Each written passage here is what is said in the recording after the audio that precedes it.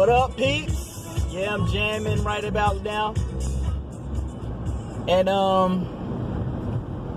what's the real? Yeah, this COVID-19 thing is really putting a strain on a lot of relationships. So I definitely want to chime in on the reality of what we're dealing with and how a misunderstanding of how relationships really work is definitely going to be exacerbated because of the situation. As most of us know, the majority of divorces in America can really be pointed back to finances. I mean, it's most of the arguments that people have, finances. Most of the situations that, what are we dealing with? Are we really dealing with a situation that is just medical, or is this situation also financial? I would beg to differ that, yes, the financial situation has been made a lot worse because of the pandemic, right? Which did not have to be as bad as it is, but that's a whole nother video, so we're not even going to get on that. But because it is worse, and because we've allowed it to expand and go out as big as it has now caused a financial problem that even the stock market today is not even truly discounting. And it's going to be pretty bad when you really think about how that works. I used to do a blog called Job Outlook. The reason why I stopped doing that is because of all the crazy stuff that happened. That was years and years ago. But now what I do now is I would probably bring that back, but in my other vlog. Definitely not in this one, because this one is strictly about relationships right now. So how is COVID-19 stressing relationships? One, because it's adding a bigger financial burden on the people, and because of the fact that that is one of the number one strains in relationships, it's just going to make it worse. People can't communicate with one another. Nobody wants to be honest with one another about what's really happening. That tends to make the situation a lot worse than it really needs to be. So that's one. So during this time, I would assume that the best option is just to be truthful with everyone. Be truthful with your landlords, be truthful with your family members, be truthful with everybody, regardless of what you think about what's happening. Just be honest about it, and then you can possibly come up with a solution, because remember, we talked about communication. If you're going to communicate properly, you're going to communicate about the things that are factual in the situation, and then you can set up a plan so that you can deal with those factual situations that are happening.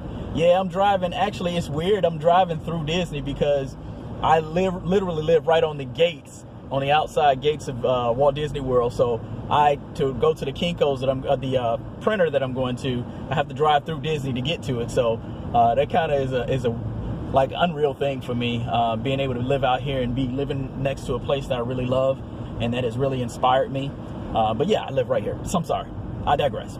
But you gotta make sure you're communicating those relationship issues, and those relationship issues right now are going to be fundamentally tied into what's happening around the country with the deaths. As a teacher myself, yeah, I have some anxieties about going back into the classroom, not because of the fact that it can't be done, but right now we don't know how we can do it safely. So if I don't communicate those stresses to my spouse, then I can find myself living out some of those stresses. Right now, we do a lot of our meetings and trainings online, but as of Monday, we're going to go into online with the children, and then on the 21st, we actually have to go back into the classroom, those of us, and we're going to be teaching half our students are going to be online, and half of the students probably going to be in class. And yeah, while it sounds like a good idea, they haven't done anything really to make the classroom or the environment safe.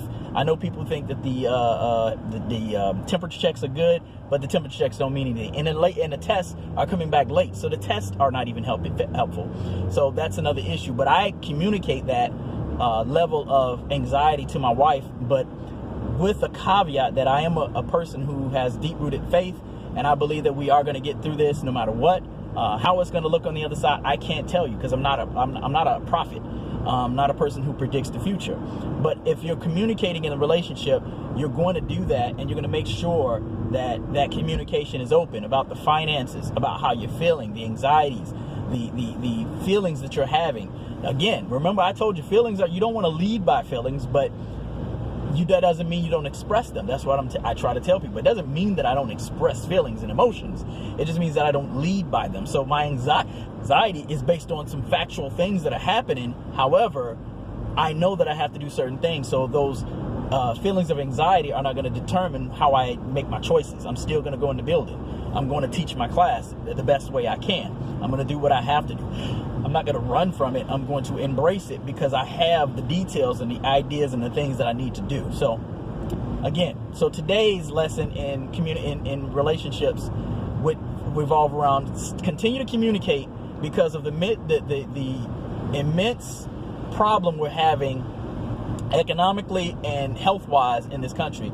Continue to communicate, because if you don't, you're going to cause more problems and you're going to cause more harm.